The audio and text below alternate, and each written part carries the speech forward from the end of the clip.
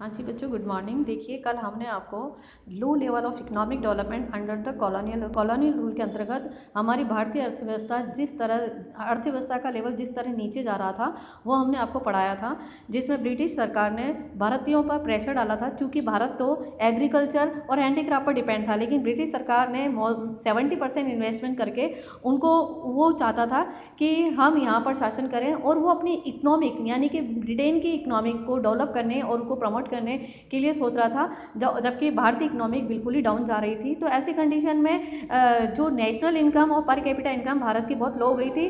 तो इसके लिए कुछ एस्टिमेटर थे हमारे, जो जैसे कि दादा भाई निरोजी हैं, विलियम डग्बा है, फिनाइल शिरस है, इन लोगों ने पर कैपिटा इनकम और नेशनल इनकम का एनालिसिस किया और फिर उन्होंने दृढ़ निश्चय किया कि किस तरह पावर्टी से अपर लाइन ला करके भारतीय इकोनॉमिक को मैनेज करना है। तो देखिए, एग्रीकल्चर जो सेक्टर था उसमें भी कॉलोनियल शासन था। इंडिया मैं आपको आगे बता रही हूँ नया topic, India's economy under the British colonial rule remained fundamentally agrarian, यानी कि इंडियन इकोनॉमी जो हमारी थी उसमें जो एग्रीकल्चर सेक्टर था वो भी ब्रिटिश कॉलोनियल रूल के अंतर्गत कार्य कर रहा था। About 85% of the country population live mostly in village, ज़्यादातर गाँव में 85% गाँव में रहती थी एंड ड्राइव लिवलीहुड डायरेक्टली और इनडायरेक्टली फ्रॉम द एग्रीकल्चर, और प्रत्यक्ष और अप्रत्यक्ष रूप से वह एग्रीकल्चर पर डिपेंड थी, यानी कि एग्रीकल्चर ही उनकी आजीविका का साधन था। द एग्रीकल्चर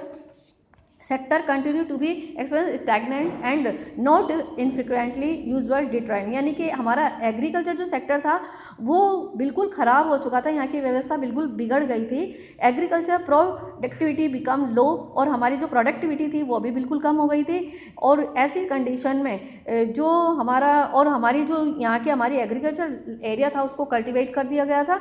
तो ऐसी कंडीशन में विभिन्न प्रकार के ब्रिटिश सरकार ने यहाँ पर कुछ लैंड सेटलमेंट कर दिया था। लैंड सेटलमेंट में क्या किया था मैं आपको बता रही हूँ। तो देखिए, इसमें बताया गया कि sector continue to expense stagnant and not infrequently usual deterioration, यानी कि हमारी जो कंटिन्यू एग्रीकल्चर पर फोकस नहीं किया गया, और ऐसी कंडीशन में जो यहाँ की जो व्यवस्था थी एग्रीकल्चर की वो बिल्कुल बिगड़ चुकी थी, और धीरे धीरे हमारी एग्रीकल्चर हो गया था प्रोडक्टिविटी, यानी कि हमारी जो प्रोडक्टिविटी थी वो बिल्कुल ही कम हो गई थी।